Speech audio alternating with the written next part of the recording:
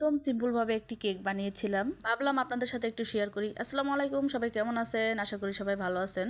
আমার ছোট মামা আমার বাসায় বেড়াতে আসছিল, কেক খাইতে চেয়েছিল, তাই আমি সিম্পল ভাবে একটি কেক বানাতে গিয়েছিলাম। ডিজাইন করতে গিয়ে নষ্ট হয়ে গেছিল, তাই রাগ করে একটু ছড়িয়ে ছিটিয়ে দিয়েছি। আমি সবাই তো ভালোটাই দেখায়, আমি আপনাদেরকে না একটু খারাপটাই দেখাই। যাই হোক, আমি কিন্তু গ্যাসের চুলায় কেকটি বসিয়েছিলাম। 40 মিনিট মতো লেগেছিল আমার কেকটি হতে। ও এই দেখেন, আমার কেকটি কিন্তু হয়ে গেছে। আমি সাইড থেকে একটু কেটে নিয়ে তারপরে হচ্ছে আমি এটা মোল্ড আউট করে নিব। কেকের উপরে হালকা করে ডিজাইন করার জন্য আমি কিছুটা চকলেট গলিয়ে চকলেট গানাশ তৈরি করে নিয়েছিলাম।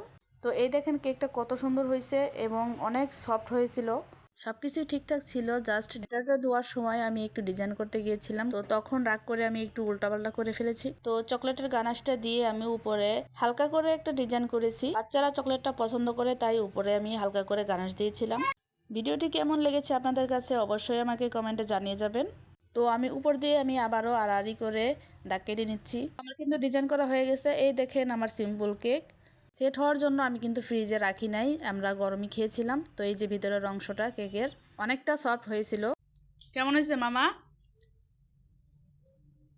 তো দেখতেই পারতেছেন আমার ছোট মামা অনেক মজা করে খাচ্ছিল, পাশে আমার বড় ছেলেটাও খাচ্ছিল। এই দেখেন আমার হাজবেন্ড এবং আমার ছোট ছেলের অবস্থা। কেকটা বানাতে দেরি আছে, খাইতে দেরি নাই। এই পর্যন্তই, আল্লাহ হাফেজ।